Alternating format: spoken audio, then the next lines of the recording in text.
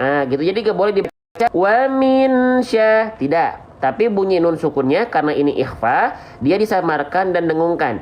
Wa min syah. Selanjutnya, di sini ada dengung. Dengung dalam kaidah tajwid disebut dengan gunnah. Ya, maka hukum tajwid apapun, ya, gitu. Hukum tajwid apapun yang dia ada dengung atau dalam kaidah tajwid disebut dengan gunnah, maka harus ditahan bacaannya 2 harokat. 2 harokatnya 2 harokat kadar gunnah. Jangan sampai ditahan tapi pakai 2 harokat kadar mad. Nah, ada 2 harokat kadar mad, ada 2 harokat kadar gunnah.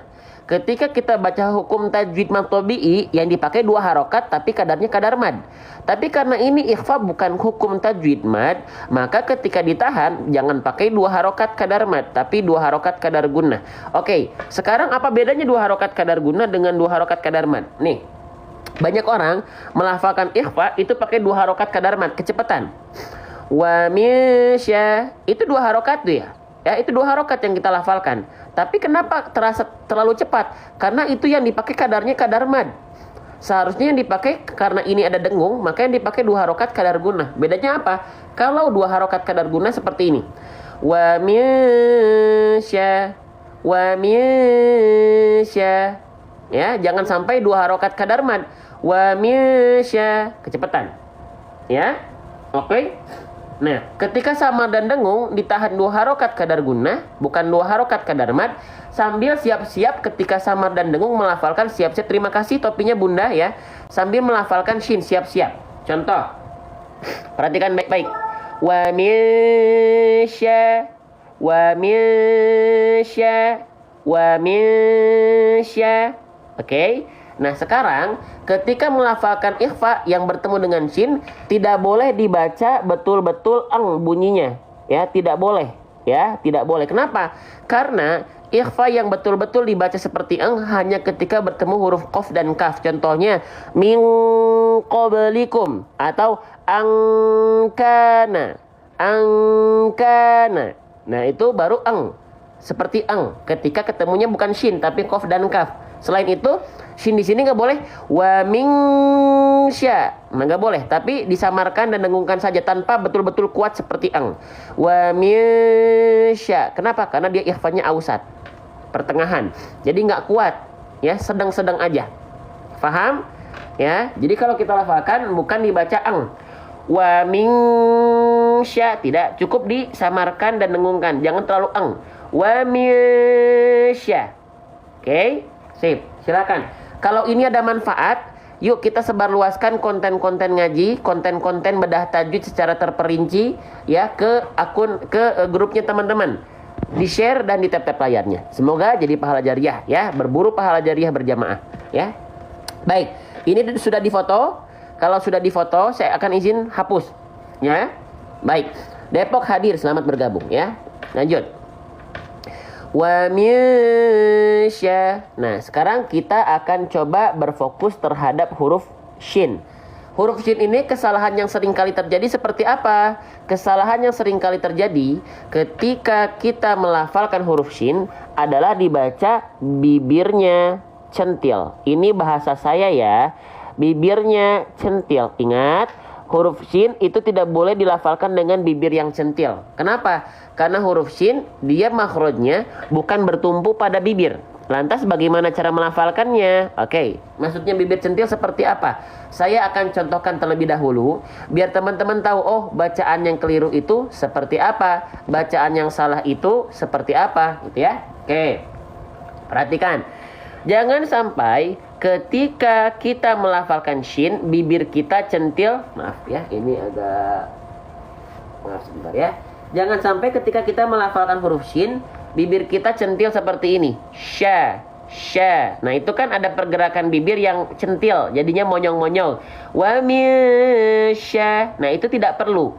Ya, lantas seperti apa cara melafalkan shin kalau misalnya tidak boleh bibirnya centil? Kita cari pembahasan huruf shin. Ya, nih, shin jangan sampai bibir centil karena shin punya tata cara baca, yaitu makhraj atau tempat keluar huruf.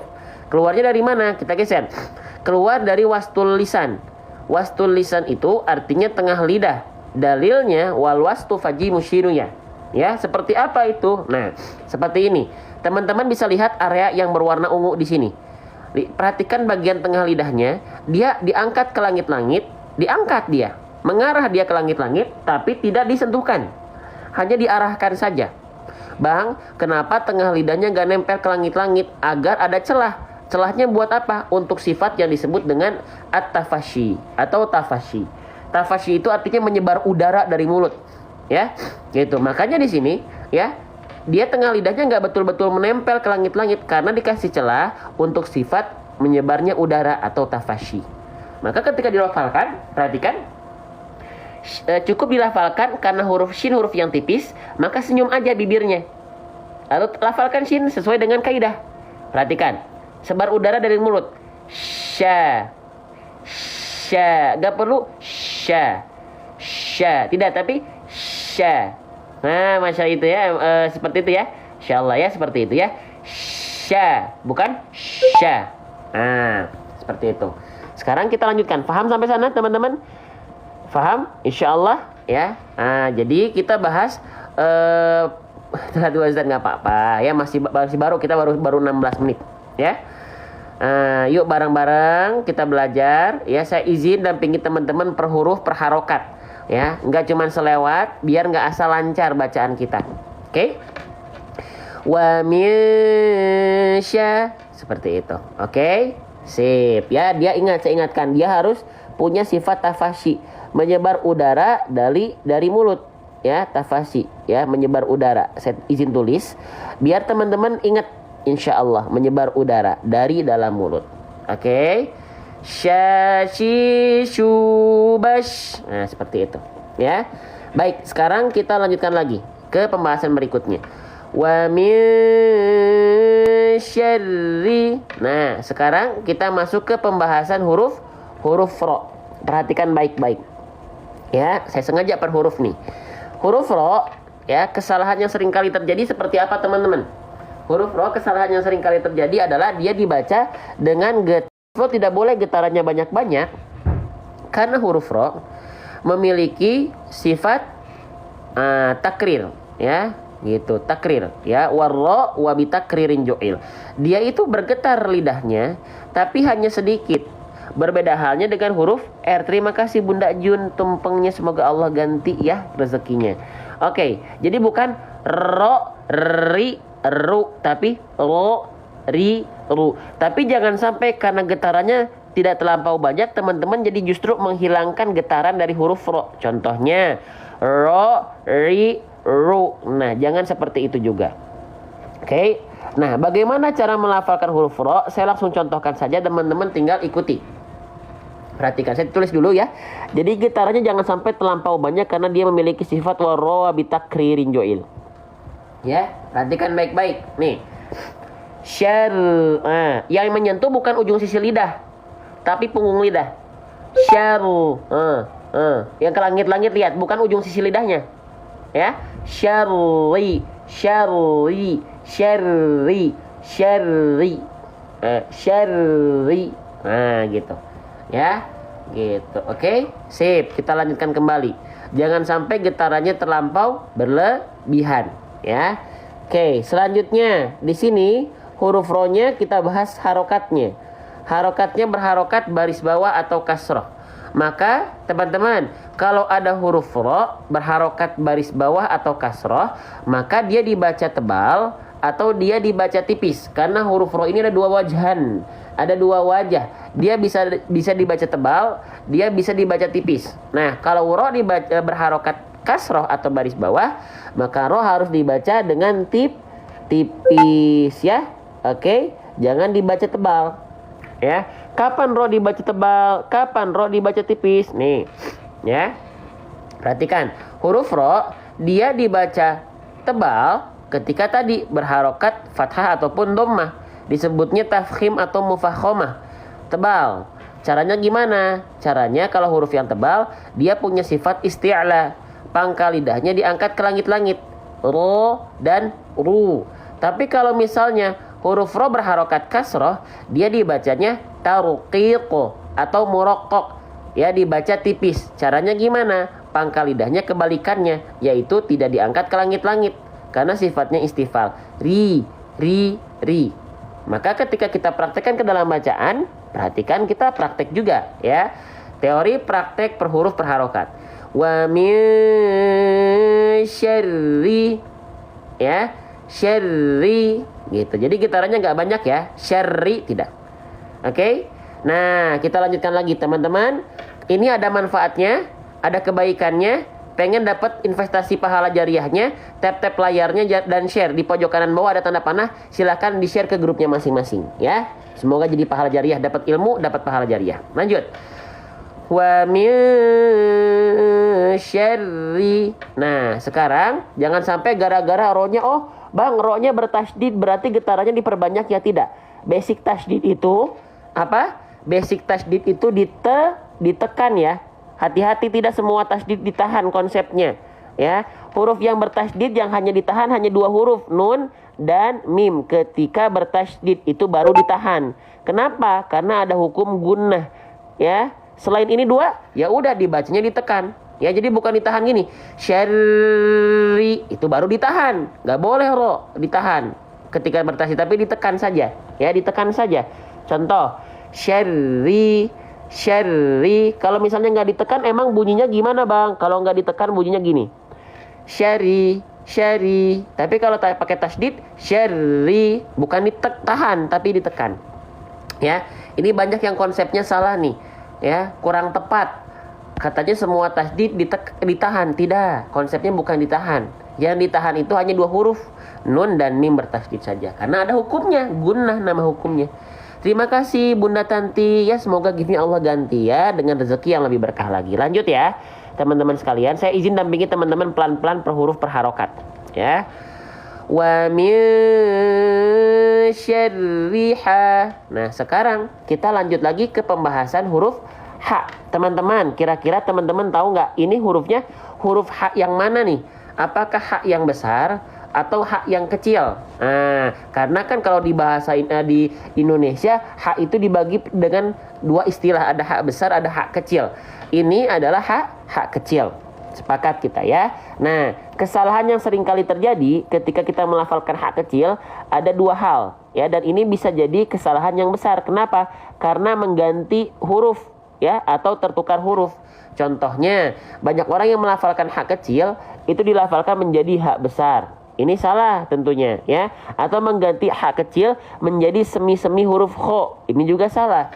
Ya, jangan sampai dibaca hasidin, itu H besar. Jangan sampai juga hasidin, ada ngorok-ngoroknya, itu kho.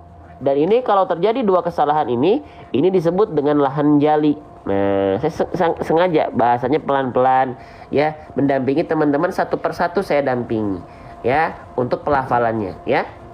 Oke. Kenapa menukar huruf ya itu bisa menjadi kesalahan besar?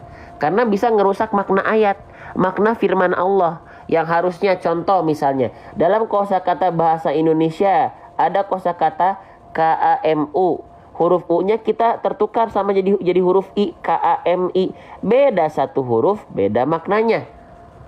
Kamu pakai U, kami pakai I, beda maknanya. Nah, sama ketika kita melafalkan ini ya, H kecil tertukar menjadi huruf yang lain, maka salahnya salah besar. Ya, gitu. Oke. Lantas gimana caranya agar H kecilnya nggak tertukar dengan H besar dan kho? Kita akan bahas, dan kita akan bahas detail. Ya, saya izin dampingi teman-teman per huruf per harokat. Ya, oke. H kecil itu keluar, kita harus tahu dulu, kenalan dulu sama H kecil. Ya, H kecil keluar dari yang namanya wastul halqi. Wastul halqi itu artinya tengah tenggorokan, tepatnya pada bagian area yang warna ungu. Bahasa medisnya bagian katup epiglotis. Ya, kalau teman-teman tepat melafalkan H kecil dari tengah tenggorokan, maka dia akan mengeluarkan sifat yang disebut dengan hams. Hams ini artinya adalah mengalirkan nafas. Karakteristik nafas yang akan keluar dari huruf H kecil adalah berbisik. Contoh, ha, hi, hu. Terasa ada bisik-bisikannya nggak? Ha, kerasa nggak teman-teman sahabat Quran sekalian? ha, hi, hu, ah, ah, ah. Kerasa? Ada bisik-bisiknya. Nah, itu adalah ha kecil. Dia pasti tepat. Dia pasti akan berbisik nafasnya kalau cara bacanya tepat. Nah, jangan sampai dari tengah tenggorokan banyak orang melafalkannya salah, malah terlalu ke bawah. Kalau terlalu ke bawah, ini pangkal tenggorokan, itu rumahnya atau makhrajnya huruf H besar. Tuh, ya. Kalau H besar, dia kalau keluar dari pangkal tenggorokan, nafas yang keluar karakteristiknya biasa. Ha, hi, hu. Yang ini berbisik. Ha, hi, hu. Beda makhraj, sedikit aja huruf yang keluar beda. Coba, teman-teman ada yang baru tahu boleh komen. Bang, saya baru tahu. Alhamdulillah sekarang jadi tahu. Nah, siapa yang baru tahu? Jadi saya izin dampinginya pelan-pelan seperti ini. Agar apa? Agar tidak ada yang terlewat. Gitu. Sedangkan teman-teman yang belajar di sini, itu kan ingin jelas pembahasannya. Maka saya izin dampingi teman-teman sedikit-sedikit per huruf seperti ini. Ya. Oke, selanjutnya. H kecil sudah kita ketahui bahwasannya dia keluar dari tengah tenggorokan. Masih banyak juga loh di antara kita yang melafalkan H kecil itu bukan terlalu ke bawah, tapi bablasnya terlalu ke atas. Kalau keluar dari sini itu makhrajnya huruf kho. Tuh, makanya kho dia juga punya sifat nafas masalahnya. Tapi karena keluar dari tenggorokan paling atas, maka sifat hamsnya itu karakteristiknya dengkuran. Gitu ya. Maka nggak aneh kalau H kecil itu ada yang melafalkan ada ngorok-ngoroknya. Kha, ya. Bismillah wa min syarriha. Harusnya ha, tapinya jadi kha, khasidin. Kenapa ada ngoroknya terlalu ke atas ya? Hati-hati. Tepat harusnya di tengah tenggorokan. Biar apa? Biar nafasnya berbisik. Oh, jelas? Nah, jadi kita pelan-pelan. Saya izin dampingi teman-teman per huruf per harokat, ya. Itu jadi kita ingatkan H kecil keluar dari tengah tenggorokan. Oke, saya izin tulis ya. Sengaja saya nulis biar teman-teman bisa ikut foto atau nulis juga. Dia punya sifat hams, karakteristiknya nafasnya berbisik. Nah gitu. Oke, jadi kita tulis ulang. Nah sekarang kita praktekan ya. Wa min syarriha. Jangan sampai syarriha atau syarriha. Nah gitu ya. Oke teman-teman, kalau teman-teman merasa live seperti ini ada manfaatnya dan senang belajar tajwid dan perlu diketahui oleh banyak orang, silahkan bantu sebarkan dengan tap-tap layar. Dan di pojok kanan bawah sudah ada fitur panah untuk fasilitas teman-teman beramal jariah. Silahkan di-share ke grupnya ya. Oke, kita lanjutkan. Semoga teman-teman yang sudah bantu menjadi pahala jariah. Kita lanjutkan ya. Oke. Sekarang H kecilnya dia berharokat fathah. Kita akan bahas berharokat sesuai dengan janji saya. Huruf hijaiyah apapun yang dia berharokat di atasnya ada baris atas, itu disebut dengan harokat fathah. Saya izin bahas perharokat. Ya. Nah, huruf hijaiyah apapun yang berharokat fathah dibaca dengan vokal A. Maka H kecilnya dibaca H. Ya. Cara menyempurnakan harokat fathah buka mulutnya ya. H wal maftuhu bil fathi fham. Nah, apakah cukup hanya dengan membuka mulut? Apakah cukup kita bacanya seperti ini? Ha. Nah, harus diketahui dulu. H kecil itu huruf yang tipis, huruf yang tebal. Coba teman-teman. H kecil buat teman-teman yang lagi belajar, H kecil itu termasuk ke dalam huruf yang tebal atau huruf yang tipis. Ya, karena itu akan berhubungan dengan apakah buka mulutnya hanya sekedar buka saja atau harus seperti apa. Nah, ini akan kita jelaskan. H kecil adalah huruf yang tipis. Nah, huruf yang tipis itu punya karakteristik dibaca dengan senyuman agar tipisnya terasa. Berarti cara bacanya dibuka mulutnya karena fathah, karena tipis sambil senyum. Maka ketika kita lafalkan seperti ini. Ha, bukan ha, senyum. Ha, buka mulut karena fathah, senyum karena dia huruf yang tipis. Ha, seperti itu. Ya, paham? Oke. Nah, silakan difoto. Jadi kita bahas dari segi pelafalan sedetil mungkin apa yang sedikitnya saya ketahui. Ya, agar saya nanti nggak dimarahin di hadapan Allah. Kamu tahu kok pembahasannya nggak disampaikan, sudah merasa pintar kamu. Nah, nanti saya dimarahin sama Allah kayak gitu gimana? Maka saya izin pembahasannya per huruf. Ya, agar saya tidak dimarahin nanti sama Allah. Ya. Oke. Nah, wa min syarriha gitu. Oke. Nah, sekarang teman-teman sekalian, hak di sini kita sudah tahu. Tadi dia berharokat fathah. Cara baca fathahnya sudah kita jelaskan. Cara melafalkan hak kecilnya sudah kita jelaskan. Sekarang, hak kecilnya berharokat fathah berjumpa dengan alif. Maka haknya harus dibaca berapa lama ya durasinya? Nah, harus kita panjangkan dengan kadar panjang 2 harokat atau 1A, 1 alif. 2H ini artinya 2 harokat ya. 1A ini artinya 1 alif. Nama hukumnya, hukum tajwid apa? Nama hukum tajwidnya adalah mad tabi'i. Nah, kita jelaskan per huruf, per harokat, per tajwid kita jelaskan. Ya, izin. Nah, ketika teman-teman menemukan fathah alif, ketemu gitu ya, itu mad tabi'i. Ada lagi 2 lagi kondisinya. Ada dhammah, ada kasroh. Kalau dhammah pasangannya wawu sukun, kalau kasroh pasangannya ya sukun. Nah, jadi ada 3 pasang, yaitu mad tabi'i, fathah alif, dhammah wawu sukun, kasroh ya sukun. Semuanya ini dibaca dengan kadar panjang 2 harokat. Ya. Oke. Nah, sekarang permasalahannya sering kali terjadi, banyak orang yang melafalkan 2 harokatnya nggak pas. Kadang-kadang bablas kepanjangan, kadang-kadang malah kecepatan. Bang, cara menjaga 2 harokat agar konsisten gimana? Biar sama, ayunkan 1 kali dengan 1 kali ayun, turun dan naik. Ya, untuk yang baru belajar banget. Contoh, turun naik si, hasi. Kalau kita baca dari sini, wa min syarri hasi.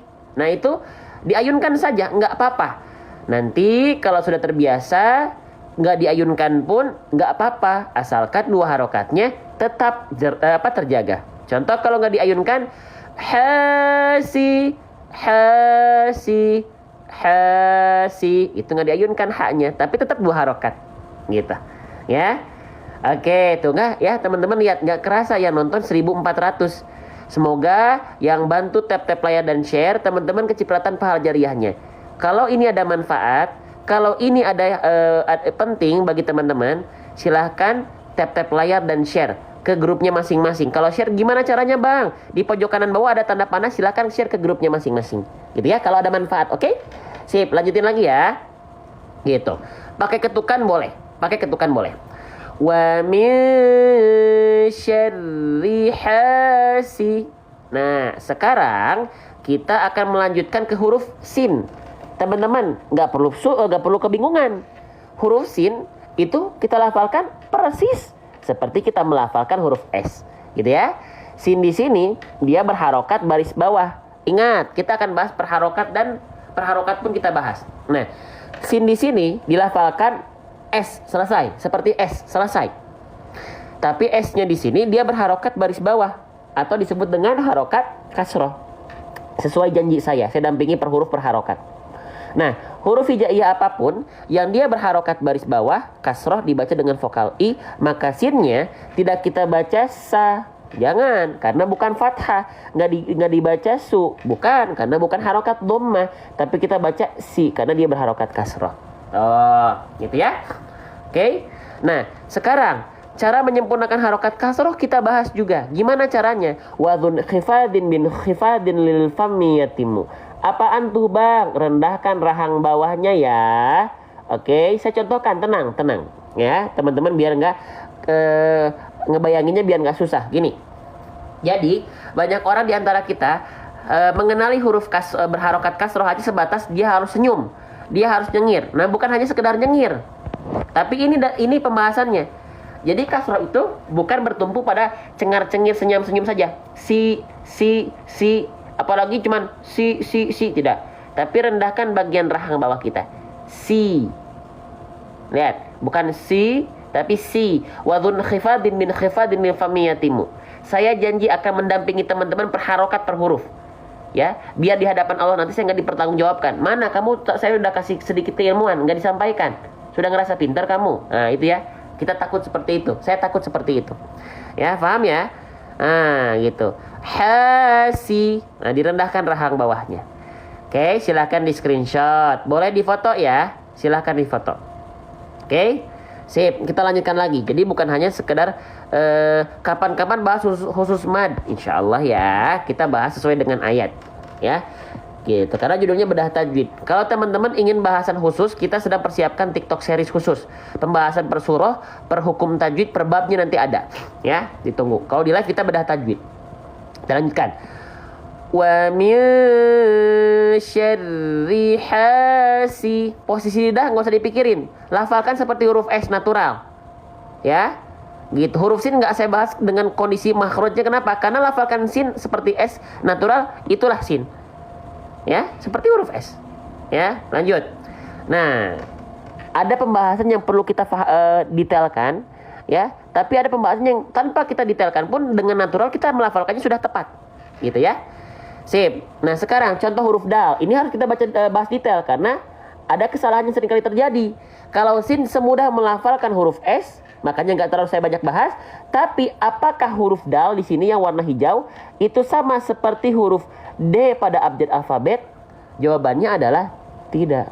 Nah makanya perlu dibahas biar tidak ada salah paham di antara kita. Ya, coba di antara teman-teman nih. Ada yang masih menganggap huruf dal sama dengan huruf D? Ada? Kalau ada, coba saya pengen tahu berapa banyak. Apakah di antara teman-teman sahabat Quran masih ada yang melafalkan huruf dal itu persis seperti melafalkan huruf D pada abjad alfabet? Nah, ada ya. Itu kurang tepat. Kenapa bang? Kita coba langsung bahas. Nih, perhatikan. Kita cari huruf dal.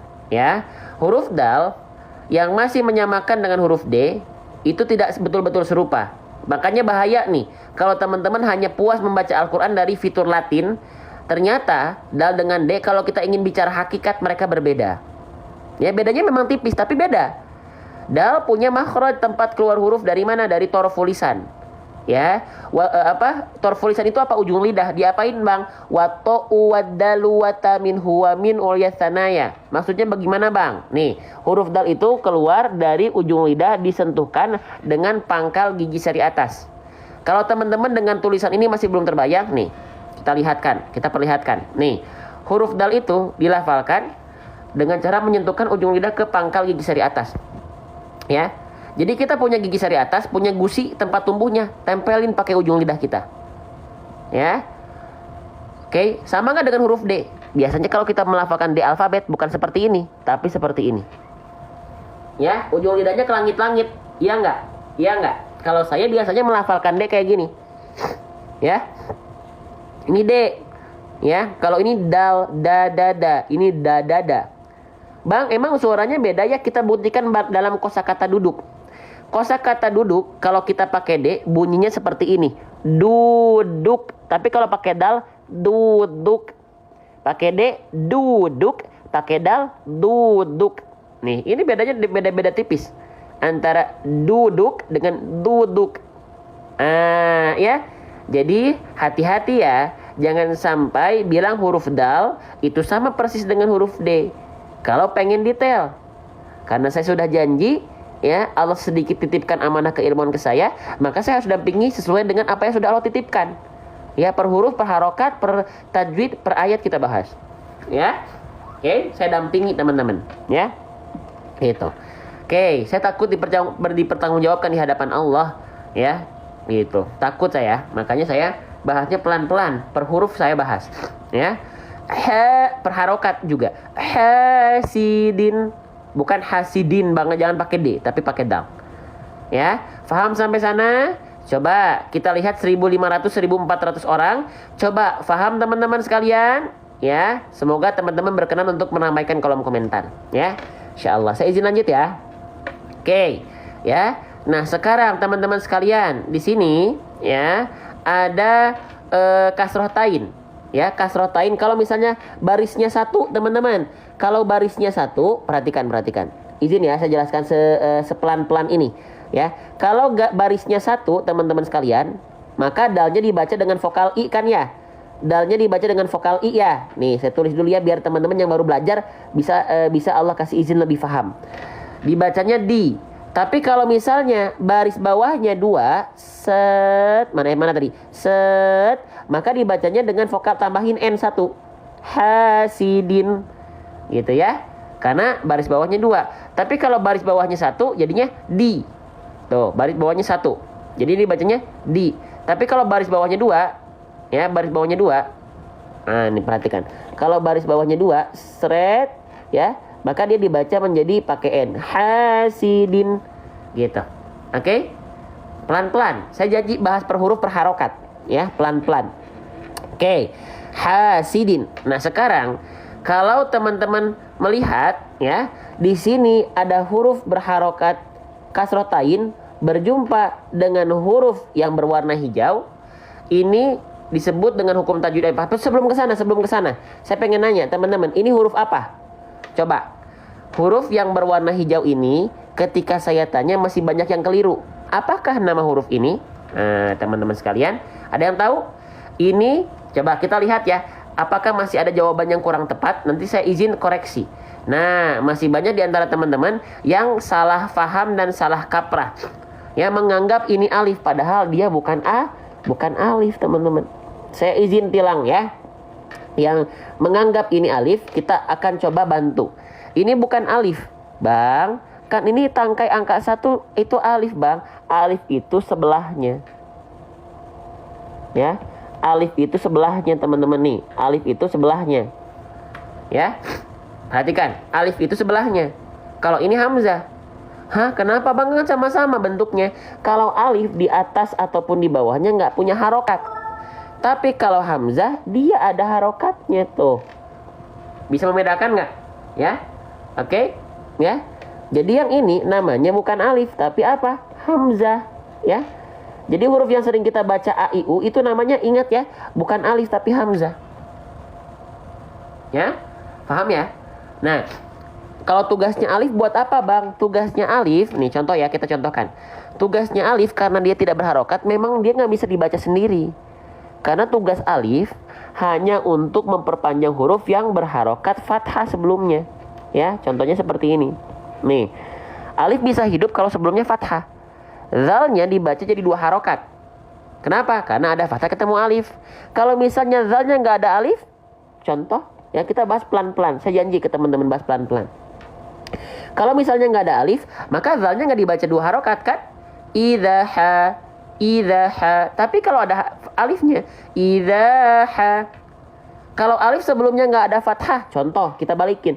Alif sebelumnya nggak ada fathah, apa bisa dibaca? Ya nggak bisa. Mau dibaca apa? Karena fungsinya alif numpang sama fathah sebelumnya. Gitu teman-teman. Ya. Paham sampai sana? Saya izin. Tenang. Saya akan dampingi setiap hari. Apalagi menyongsong Ramadan. Surah-surah pendek kita bahas per huruf, per harokat, per tajwidnya kita bahas.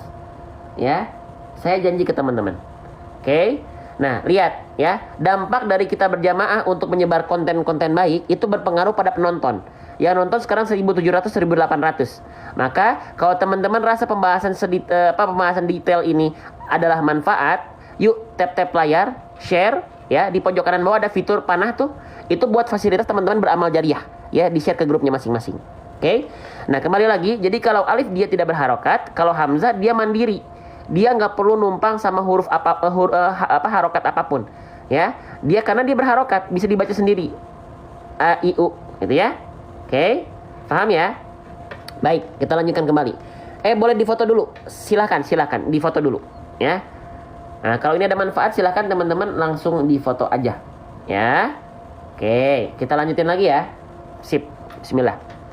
Baik. Nah, sekarang kita bahas yang ini.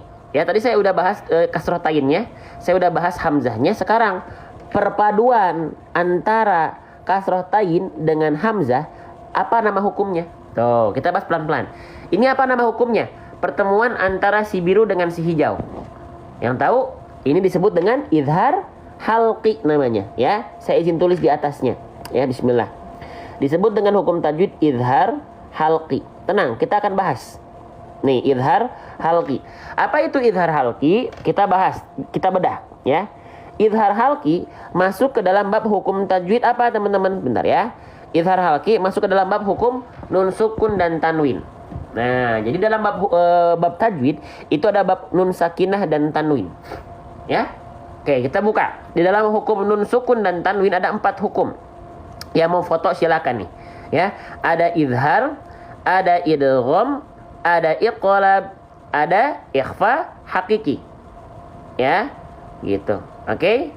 Nah, sekarang yang kita cari yang mana? Izhar, idgham, iqlab atau ikhfa? Yang kita cari izhar. Maka kita cari izhar. Izhar nanti dibagi dua. Ada izhar halqi yang kita cari, ada izhar mutlak. Nah, kita cari yang ini, geser, ya. Nah, perhatikan baik-baik. Saya izin zoom. Maaf, saya izin zoom sedikit ya bagian ini ya. Seret. Nah, saya izin hapus dulu pembahasan yang ini ya, pembahasan yang lama. Maaf ya, sebentar ya. Bismillah.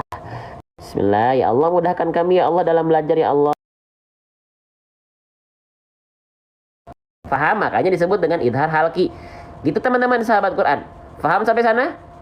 Ya Allah, semoga Engkau fahamkan teman-teman yang ada di sini. Kalaupun belum, ya Allah, setidaknya berikan kami kecintaan untuk belajar ya Allah dan semakin dekat dengan Al-Quran. Masya Allah, indah ya. Oke, kita lanjutkan kembali. Terima kasih Ustadz Martunis ya, Masya Allah. Sehat-sehat selalu Ustadz ya. Oke, paham ya sampai sana ya. Nah, itu adalah idhar halqi. Oke. Nah, cara bacanya apa? Ya udah tinggal dijelasin aja bunyiannya, baik pada saat nun sukun ataupun an in un ketika bertemu dengan 6 huruf ini. Oke, sekarang kita praktekkan ke dalam bacaan kita, ya. Maka di sini hasidin, perhatikan saya izin tulis, ya. Hasidin, lalu di sini i. Maka bunyiannya di sini atau bunyi kasrotainnya dibaca jelas. Nah, gitu ya. Saya izin zoom out sedikit, mohon izin, ya. Hasidin i. An-nya jelas kan? Hasidin i. Gitu ya. Belum selesai. Sesuai janji saya akan dampingi teman-teman per huruf, per harokat, per tajwid, ya, dengan segala keterbatasan saya. Oke. Sekarang kita boleh bahas kesalahan idhar halkinya, ya. Kita akan bahas kesalahan yang sering kali ketika kita melafalkan idhar halki. Itu ada dua. Yang pertama, jangan sampai bunyi kasroh tainnya atau bunyi an-nya di sini dibaca ada pantulan. Ya, ingat, bunyi an atau bunyi nun sukun itu bukan bagian dari huruf qalqalah. Huruf qalqalah apa aja teman-teman? Huruf qalqalah yaitu ba, jim, dal, to, dan qaf. Atau sering kita sebut singkat dengan baju di toko, bukan baju di mall. Ya. Oke, dibaca jangan sampai memantul. Contoh bacaan yang salah. Perhatikan bunyi din atau bunyi kasroh tainnya. Hasidin i. Nah, ada bunyi din. Nah, jangan sampai. Yang kedua, jangan dibaca karena takut memantul. Bunyi an-nya dibaca diputus suaranya. Karena takut, hati-hati gitu loh. Hasidin i. Ya. Oke. Kenapa? Karena bunyi an itu kan sebenarnya bunyi nun sukun ya. Ya. Oke. Bunyi an itu kan sebenarnya bunyi nun sukun. Nah, huruf nun itu nggak punya dia nggak punya sifat syiddah. Sifatnya bukan syiddah. Syiddah itu tertahan suaranya, ya, atau terputus. Nggak boleh. Nun itu sifatnya adalah wabaina ikhwin wasyadidinil umar, bainiyah, ya. Jadi artinya sedikit mengalir. Hasidin i, tanpa mantul, tanpa putus. Faham?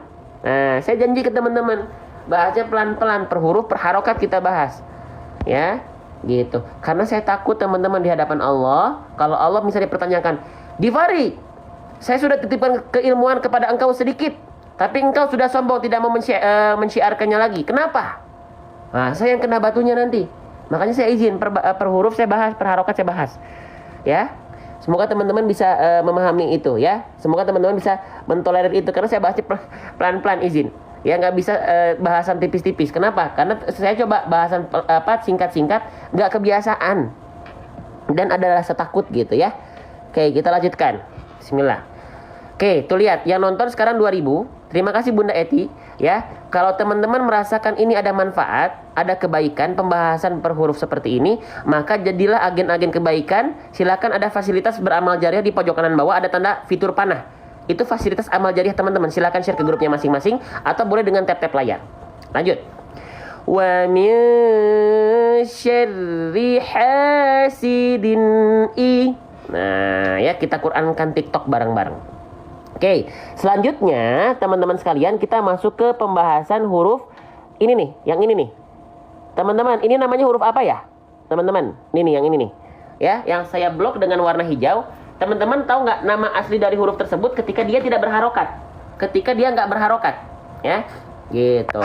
Nah, oke, sebelum kita lanjutkan, zal. Oke, keren. Teman-teman, sebelum kita lanjutkan, apakah suara saya masih terdengar dengan jelas di HP teman-teman? Huruf zal, betul. Ya, ini adalah huruf zal. Suara saya masih terdengar jelas nggak teman-teman? Cek 1 2 3 cek 1 2 3 cek. Jelas. Baik, kita lanjutkan. Nah, ini agak panjang pembahasannya, maka teman-teman perhatikan baik-baik. Ada 4 kesalahan. Kita bahas dari kesalahan dulu untuk huruf dal ya. Oke, perhatikan baik-baik.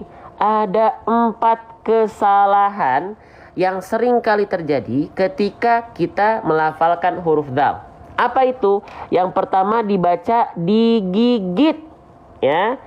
Memang dal itu dilafalkan seperti digigit, tapi saya tidak pernah menganalogikan dengan seperti digigit. Kenapa? Khawatir teman-teman yang baru belajar menafsirkannya salah, yaitu dengan betul-betul menggigit ujung lidah. Nanti saya akan bahas untuk poin pertama. Nah, poin kedua, poin ketiga, poin keempat, ini adalah kesalahan yang besar. Kenapa? Karena sudah kategorinya menukar huruf. Nih, contohnya, banyak orang, teman-teman sepakat gak nih? Banyak orang melafalkan zal itu dibaca menjadi dal. Yang harusnya dibaca, ini salah besar, dibaca iza, za menjadi ida, da. Salah ya, salah besar.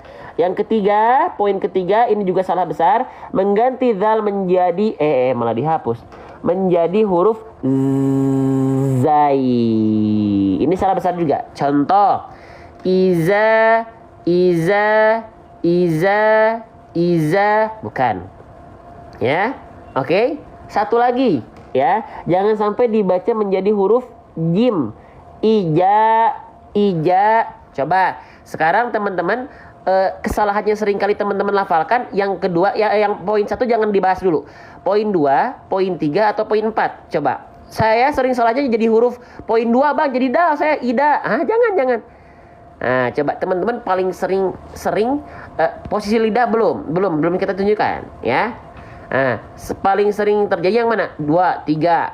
Ada yang poin 3. Paling sering poin 3 ya. Jadi zai, iza.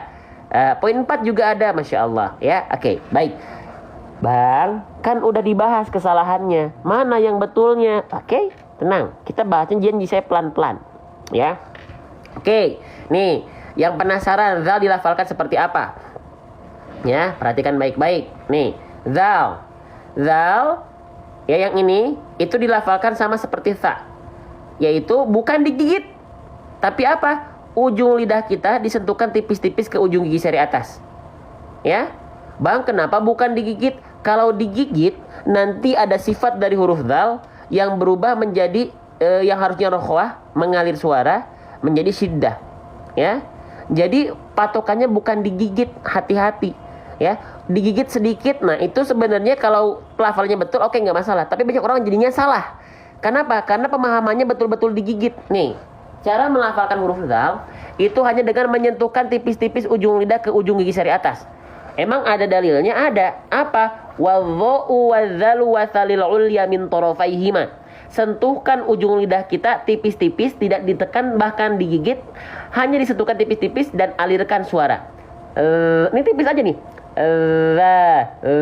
Ya nggak ditekan. Biar apa nggak ditekan? Kenapa nggak boleh digigit? Biar nggak hilang suaranya. Kalau udah digigit, suaranya pasti hilang. Lihat. Hilang suaranya. Maka bunyi yang akan dihasilkan jadinya gini. Tidak, tapi ngalir suaranya. Kenapa bisa? Karena bukan digigit. Ya, saya izin dampingi pelan-pelan seperti ini ya. Per huruf, per harokat. Alhamdulillah. Ya, paham ya sampai sana ya? Itu alasannya nggak boleh digigit. Nanti suara rokhwahnya mengalir suara jadinya syiddah, tertahan. Paham sampai sana? Nah, saya izin dampingi teman-teman pelan-pelan seperti ini.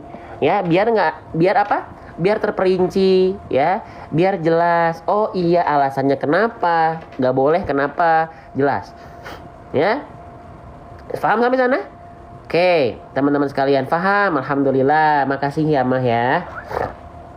Oke, kita lanjutkan. Bismillah. Nah, di sini ada huruf dzal berharokat fathah. Ya. Saya bahas per harokat. Harokat fathah, baris atas. Saya tulis lagi, ya, karena saya sudah janji ke teman-teman per harokat. Huruf hijaiyah apapun, kalau teman-teman lihat di atasnya ada baris atau baris atas, itu namanya fathah. Oke? Huruf hijaiyah apapun yang fathah, ya, maka dibaca dengan vokal A. Maka zalnya di sini dibacanya za. Ya, oke, bukan zi,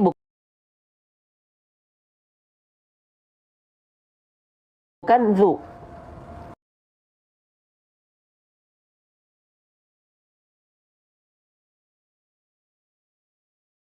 Paham?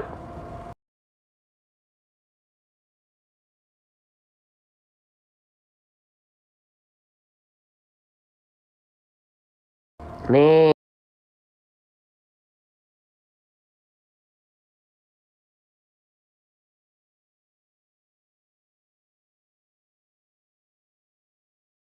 Harokat fathah dengan cara wal maftuhu bil fathi fham.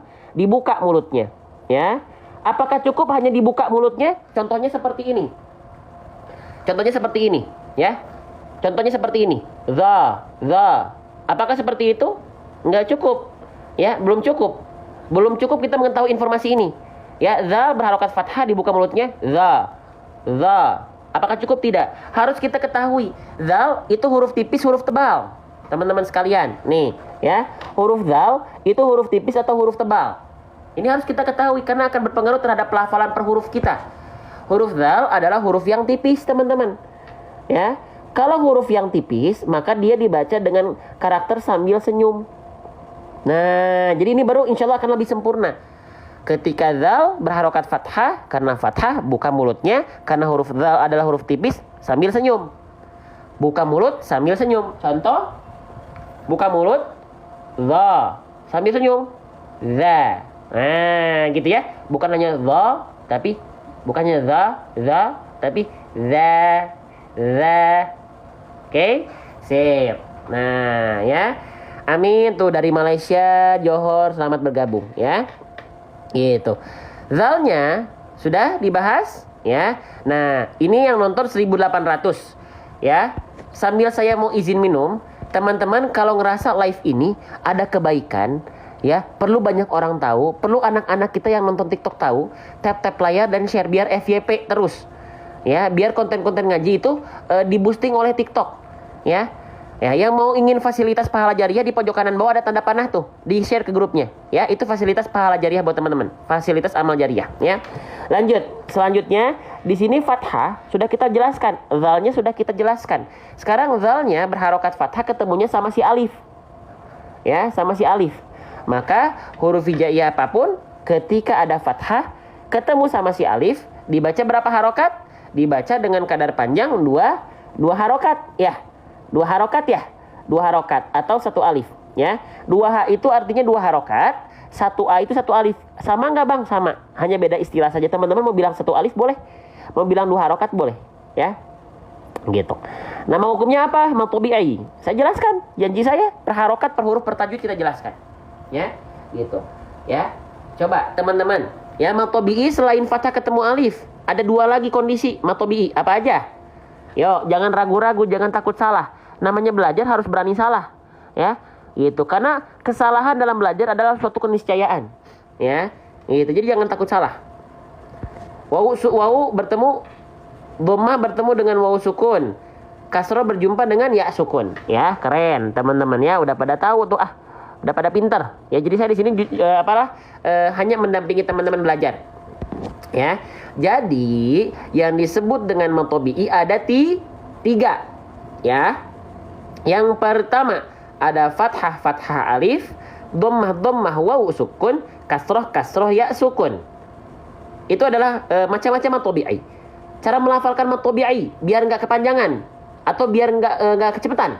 Caranya apa? Ayunkan 1 kali, turun lalu naik. Kita contohkan. Turun naik ha, turun naik ha, za ha, iza ha, ya. Hasidin iza ha. Nih, ini juga sama. Ada tadi sebelumnya sudah kita bahas fathah, ya, mana? Maaf. Fathah alif. Ini juga sama, mad tabii berarti diayunkan ya. Nih kita coba lihat, kita biar makin ngeh ya. Kayak biar makin paham atas izin Allah. Nih. Turun naik sidin i turun naik ha hasidin idza ha. Oh, ya. Kalau nggak diayunkan boleh. Asalkan syaratnya dua harokatnya tetap terjaga. Contoh, hasidin idza ha. Tuh, gitu teman-teman sahabat Quran. Ya, seru ya belajar tajwid ya, Masya Allah. Oke, lanjut lagi. Pelan-pelan, sedikit-sedikit aja. Ya, hasidin idza ha. Ketemu lagi sama ha kecil. Ya, langsung kita pelajari. Bismillah. Ya, sedikit lagi nih. Ya, Al-Falaq sedikit lagi selesai, nanti kita lanjutkan ke surah berikutnya. Ya, nah. Ha, kesalahan yang sering kali terjadi apa? Dibaca, tadi sudah kita bahas. Kita ulang. Ya, kita ulang untuk bentuk murojaah kita, pengulangan kita. Ha kecil, kesalahan yang sering kali terjadi, ya, dilafalkan menjadi apa? Ha besar, ya, atau menjadi kho, ya, nggak boleh hasad atau khasad, ya. Ini kalau dilafalkan menjadi dua hal ini disebut dengan apa? Lahan jali, teman-teman. Kesalahannya besar. Ya, gitu. Oke? Ya, gitu. Kenapa bisa kesalahan besar? Boleh saya jelaskan lagi? Ya, karena menukar huruf. Menukar huruf berarti merubah struktur kata. Kalau struktur kata berubah, maka maknanya yang jadi kesana kemari. Contoh, dalam kosakata bahasa Indonesia ada kata kami. Pakai i ya, K-A-M-I. Tiba-tiba kita ganti huruf i-nya menjadi u, K-A-M-U. Kami dan kamu beda satu huruf, beda makna. Tertukar misalnya kami jadi kamu. Jadi rancu, jadi berubah maknanya. Ya. Nah, sama teman-teman. Kalau ha kecil dilafalkan jadi ha besar dan kho, berubah hurufnya, maka maknanya jadi kesana kemari nanti. Ya. Maka bagaimana agar tidak keliru lagi? Yuk, kita ta'arufan sama huruf ha kecil. Ya, kita ta'arufan lagi. Nih, yang udah kita bahas tadi, kita ulang lagi. Ha kecil, fahami, keluar dari wastul halqi. Wastul halqi keluar dari tengah tenggorokan. Tepatnya pada bagian katup epiglotis, bagian yang warna ungu. Ya. Cara melafalkannya ha dialirkan nafasnya. Sifatnya berbisik. Ya, nafasnya karakteristiknya berbisik. Ha, ikuti, tengah tenggorokannya ditekan. Pasti kalau teman-teman tepat melafalkan ha kecilnya dari tengah tenggorokan, pasti nafas yang keluar akan berbisik dengan otomatis. Ha. Sudah dicoba? Bisa? Nah, sekarang ha kecil banyak orang melafalkan jadi huruf ha besar. Kenapa? Karena terlalu ke bawah, ke sini. Kalau ke sini jadinya seret ha besar. Toh, ya, harusnya di sini ha kecil, seret. Toh, ya, kelihatan nggak? Ha besar dilafalkan dengan nafas biasa, ya, ha, hi, hu. Karena dia keluar dari pangkal tenggorokan, pasti nafasnya biasa, ya. Maka salah kalau ha kecil terlalu ke bawah. Ha kecil dari tengah tenggorokan, pasti otomatis nafasnya berbisik. Kalau cara bacanya tepat. Nah, selain terlalu ke bawah, jangan sampai terlalu ke atas. Kalau keluar terlalu ke atas jadinya huruf kho. Punya sifat nafas juga, tapi karakteristiknya dengkuran. Jangan gitu. Enggak, tapi di sini ha. Maka ketika kita praktekkan ke dalam ayat, mana tadi ayatnya? Ya, maka pastikan nafasnya berbisik, ya, nafasnya berbisik dan keluar dari bagian mana biar berbisik nafasnya? Keluarkan dari bagian tengah tenggorokan. Gitu. Ya, kelihatan teman-teman? Nah, tuh, idza ha, macam itu. Ya, saya sengaja dampingi teman-teman pelan-pelan. Per huruf kita bahas, per harokat kita bahas, ya. Tebal tipisnya kita bahas. Biar apa? Biar tidak selewat. Biar nggak hanya asal lancar. Ngaji yang dicari bukan lancar dulu, tepat dulu, baru lancar. Ya, gitu. Jangan sampai lancarnya salah, teman-teman. Ya, Oke. Hasad. Nah, ha kecil ya pelan-pelan. Harokatnya kita bahas. Ingat, harokat fathah ya. Baris atas disebut dengan harokat fathah. Dibaca maka ha kecilnya dibaca menjadi apa? Ha kecilnya dibaca menjadi bukan hi, bukan hu, tapi dibaca karena fathah dibaca dengan vokal a, ha. Ya. Cara menyempurnakan harokat fathah gimana? Wal maftuhu bil fathi fham, dibuka mulutnya. Oke. Sip. Apakah cukup melafalkan hak fathah ini dibaca buka mulutnya doang? Pastikan hak kecilnya itu huruf tipis, huruf tebal.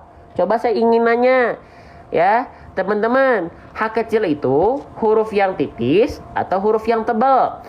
Hak kecil huruf yang tebal atau huruf yang tipis? Huruf yang tipis, teman-teman ya. Huruf yang tipis, ya. Maka karakteristik huruf tipis dibaca sambil senyum. Nah, ini baru akan lebih sempurna. Ya, harokatnya sudah diketahui, melafalkannya seperti apa, tebal tipisnya sudah difahami.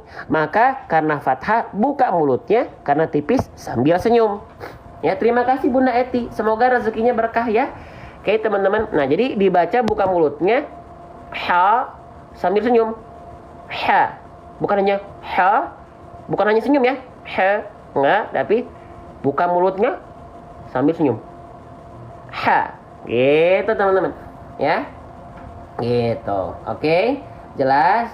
Nah, nggak apa-apa saya bahas pelan-pelan begini. Nggak apa-apa saya bahas ulang-ulang. Mohon maaf ya teman-teman ya. Biar kita bisa bahasannya runtut. Ya. Gitu. Oke. Lanjut. Selanjutnya, sin juga sama. Fathah dibaca mulutnya, dibuka mulutnya sambil karena sin tipis sambil senyum. Hasa. Sini melafalkannya gimana? Enggak kan saya banyak bahas kalau sin. Kenapa? Karena semudah melafalkan huruf S pada abjad alfabet. Selesai. Lafalkanlah S, itulah sin. Dah. Ya. Oke. Sip. Pembahasan terakhir. Insya Allah di live berikutnya kita akan masuk ke surah Al-Ikhlas ya. Nanti, tapi ini belum selesai al-falaknya ya. Nah, ini huruf apa teman-teman? Yang saya blok dengan warna kuning. Ini huruf apa? Ya. Kira-kira nama aslinya ya, bukan nama ketika dia berharokat. Nama asli dari huruf ini adalah huruf dal. Ya, huruf dal. Ya, saya izin jelaskan dulu huruf dal. Nih, ini namanya huruf dal. Ya, siapa yang masih menganggap huruf dal itu sama persis seperti kita baca huruf D pada abjad alfabet. Ya, nah, dal itu berbeda dengan huruf D pada abjad alfabet. Seriusan bang, seriusan, swear. Ya, apa bedanya? Nah, makanya teman-teman jangan sampai puas baca Al-Quran dari Latin. Karena kalau kita bicara hakikat dal dan D itu secara pelafalan beda. Bedanya memang tipis, tapi beda. Ya, oke, kita bahas lagi dal. Nih, perhatikan baik-baik teman-teman sekalian. Ya, dal itu berbeda dengan D. Dal punya tata cara. Namanya adalah makhraj. Ya, tata cara baca atau tempat keluar huruf. Ya, dari mana tempat keluarnya huruf dal? Kita geser. Dari torful lisan. Torful lisan itu apa? Torful lisan itu adalah ujung lidah. Diapain ujung lidahnya? Disentuhkan dengan pangkal gigi seri atas. Dalilnya apa? Wa ta'u wa dalu wa tamin huwa min ulyah thanaya. Diapain ujung lidahnya, Bang? Ujung lidahnya menyentuh dengan pangkal gigi seri atas. Contohin ya, kita contohin ya. Nih, kita lihat dulu gambar. Nih, huruf dal, lihat. Ada area yang berwarna ungu. Nah, itu adalah titik persentuhannya. Kita punya gigi sari atas, punya bagian gusinya atau bagian pangkalnya, kita tempelin pakai ujung lidah. Ya. Nah, apakah teman-teman melafalkan huruf D alfabet seperti ini? Saya yakin dominan itu tidak. Kenapa? Karena biasanya kita melafalkan D seperti ini. Iya enggak? Coba aja teman-teman lafalkan huruf D. Dada, dadu. Itu ujung lidahnya ke langit-langit atas seperti ini. Sepakat nggak? Dada, dadu, duduk. Ya. Nah, sedangkan dal bukan di sini. Hati-hati, dal di sini. Nah, ya. Apakah suaranya secara bunyi suaranya beda? Beda. Kita buktikan. Pasang telinganya baik-baik. Kalau kita melafalkan kosakata duduk dengan huruf D, bunyinya gini. Duduk, duduk. Tapi kalau pakai huruf dal, duduk, duduk. Beda ya antara dal, duduk dengan D. duduk. Beda atau sama? Ya. Beda. Nah, ini menariknya kalau kita bahasannya, kita bahas per huruf sedikit-sedikit, nggak hanya asal sekedar lancar. Saya khawatir teman-teman kalau saya bahas hanya singkat-singkat, saya yang dimarahin sama Allah, ya. Jadi saya mohon izin, ya, yang minta, "Bang, muter-muter terus, Bang." Memang iya, karena saya biar tersampaikan semua amanah titipan keilmuan sedikitnya yang Allah titipkan kepada saya. Ya, kan amanah teman-teman keilmuan itu, ya. Yaitu makanya saya sampaikan serinci mungkin sesuai dengan keterbatasan saya. Ya, gitu. Iya, silahkan. Oke. Nah, sekarang dalnya berharokat fathah. Maka basicnya dulu ya. Dia dibaca harusnya kan hasada, idza hasada, karena fathah. Tapi apakah dia tetap dibaca hasada, teman-teman? Hasada, apakah dia tetap dibaca hasada? Nah, sebelum kita bahas, kalau teman-teman rasa live kayak gini perlu nggak ada di TikTok? Live kayak gini perlu nggak ada di TikTok, teman-teman? Kalau live seperti ini perlu ada di TikTok, perlu terus tersebar luas, ya. Sebelum kita bahas bahasan terakhir, boleh dibantu supportnya, tap-tap layar, love like-nya paling banyak, kalau bisa sampai 200.000 tap-tap layar. Dan di pojok kanan bawah ada fasilitas untuk teman-teman beramal jariah. Dengan cara tuh, di pojok kanan layar bawah HP teman-teman ada tanda panah, silahkan share ke grupnya masing-masing.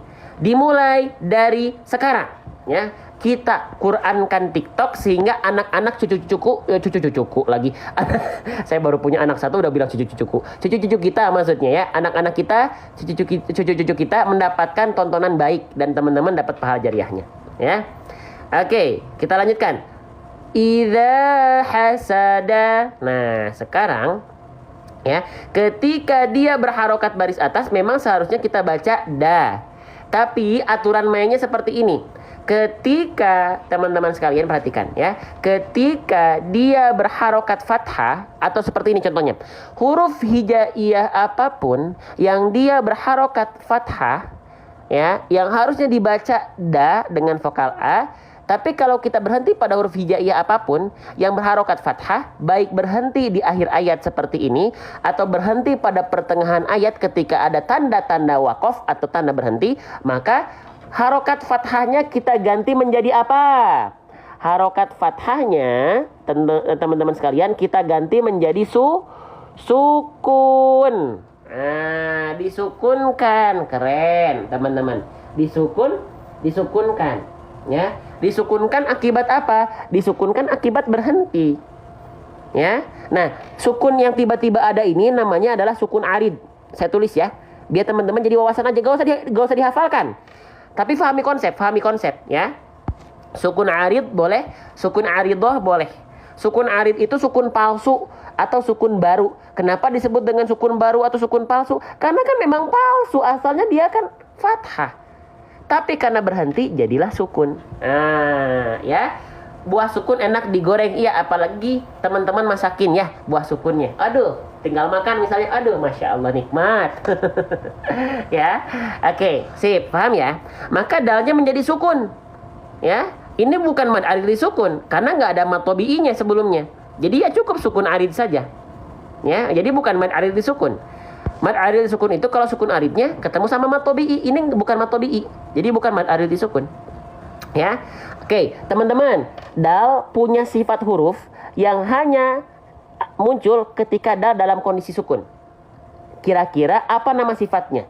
Huruf dal punya sifat yang hanya muncul ketika dal dalam kondisi sukun. Apa nama sifatnya? Kol-kolah. Tuh udah pada pinter atau teman-teman semua juga di sini mah. Makanya di sini konsepnya kita belajar bersama Gifari Putra, bukan belajar dari Gifari Putra. Ya, belajar bersama. Nah, kol-kolahnya kol-kolah apa? Kol-kolah kubro. Ya, kenapa? Karena dia terletak di akhir kata atau pada saat wakof atau sukunnya sukun arid. Karena kalau sukun asli dia bukan kol-kolah kubro. Ya.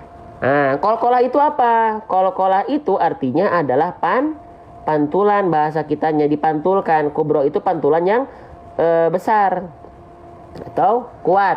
Jadi kita pantulkan jelas pantulannya. Idza hasad. Ya, jangan sampai idza hasad. Ya, pantulkan dengan besar atau kuat boleh. Ya. Tapi teman-teman, tahu nggak kesalahan yang sering kali terjadi? Ini saya sering sampaikan dan ini banyak orang belum ngeh. Hah? Banyak orang udah bagus melakukan sifat qalqalah dengan pantulan. Tapi banyak orang yang dia pantulannya salah. Hah? Gimana bang? Gini ya. Perhatiin. Jangan sampai pantulan dalnya tertahan. Hah? Tertahan tuh gimana bang? Tenang, kita contohkan. Saya janji ke teman-teman kita bahas per huruf, per harokat, per tajwid. Nih. Walaupun di sini qalqalah kubro, qalqalah pantulan yang kuat dan atau pantulan yang besar, jangan sampai pantulannya tertahan. Idza hasad. Ada yang baca kayak gitu? Qul huwallahu ahad. Atau misalnya ini ya, hasidin idza hasad. Ada yang bacanya kayak gitu? Jangan. Ya. Jangan teman-teman. Kenapa? Khawatir saya teman-teman sekalian, teman-teman terjatuh ke dalam kesalahan yang besar. Kenapa? Karena menambah seolah ada hamzah sukun di sini, nggak boleh.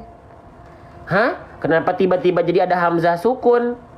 Gini, hamzah teman-teman sekalian. Nih, kita cari huruf hamzah. Kita cari huruf hamzah. Nih, hamzah dia punya sifat namanya syiddah. Ya, gitu. Syiddah namanya adalah tertahan suara. Ya. Nah, sifat syiddah pada huruf hamzah akan sangat terasa ketika hamzah dalam kondisi sukun. Maka, kalau teman-teman temukan huruf atau ayat yang ada hamzah sukunnya, huruf yang menghadapi hamzah sukun pasti terhenti atau terhentak. Mu'minina. Atau misalnya contoh, mu'minaati. Kenapa mu-nya terhenti? Karena ketemu hamzah sukun, terhentak dia. Karena punya sifat syiddah, tertahan suaranya. Ya. Nah, bahayanya khawatir ketika teman-teman melafalkan pantulan qalqalah itu dengan pantulan yang tertahan menambah hamzah sukun di sana karena ada Ada sifat syiddah dari huruf hamzah. Ya. Hasad. Nah, jangan, tapi idza hasad. Pantulannya tetap kuat, tetap besar, tapi jangan sampai tertahan. Biarkan aliran suara pantulannya mengalir sendirinya, mati sendirinya, jangan ditahan gitu ya. Hasad. Nah gitu, ya. Gitu, ya. Kalau ada tasydid misalnya gimana bang? Kalau ada tasydid misalnya kita berhenti di huruf qalqalah yang sukun, ya yang disukunkan, terus ada tanda tasydidnya, maka namanya bukan qalqalah kubro lagi, tapi qalqalah akbar. Contohnya, idza hasad. Itu ditahan dulu, baru lempar. Tahannya tapi bukan enggak, tapi tahan sebentar tapi baru pantulkan. Bukan pantulkan baru tahan, tapi tahan dulu baru pantulkan. Kalau misalnya ada tasydid. Idza hasad. Contohnya misalnya pada surah Al-Lahab. Surah Al-Lahab nih. Ini. Mana ya surah Al-Lahab? Contohnya surah Al-Lahab. Nah, ini nih, ya teman-teman perhatikan. Nih. Tabbat yada abi lahabin wa tabb. Kalau ada qalqalah dia kan jadi sukun. Qalqalahnya qalqalah bukan kubro, tapi akbar. Karena apa? Ada tasydid. Tahan dulu baru pantulkan, bukan pantulkan dulu baru tahan. Kalau pantulkan dulu baru tahan jadinya salah. Watab. Enggak gitu, itu pantulkan dulu baru tahan, salah. Tapi tahan dulu baru pantulkan. Watab. Nah, itu baru qalqalah akbar, ya. Gitu ya. Paham? Jelas? Nah, itu ya. Jadi saya ingatkan jangan sampai pantulannya tertahan. Hasad. Paham? Jelas? Sip. Nah, sekarang kita baca bareng-bareng teman-teman sekalian ayat kelimanya. Gak kerasa ya, ini ayat kelima, bahasan ayat pendek, tapi kita bahas harus sampai 1,5 jam kita bahas. Allahu Akbar, ya. Sip. Kita baca bareng-bareng. Mari praktekkan segala bentuk tajwid. Nanti saya contohkan cara pelafalannya. Bismillah. Wa min syarri hasidin idza hasad. Sekali lagi. Wa min syarri hasidin idza hasad. Boleh kita baca full satu surah ya. Bismillah. Bismillahirrahmanirrahim. Qul a'udzu birabbil falaq min syarri ma khalaq wa min syarri ghasiqin idza waqab ومن شر النفاثات في العقد ومن شر حاسد إذا حسد ومن شر حاسد إذا حسد. Alhamdulillah, sadaqallahul azim.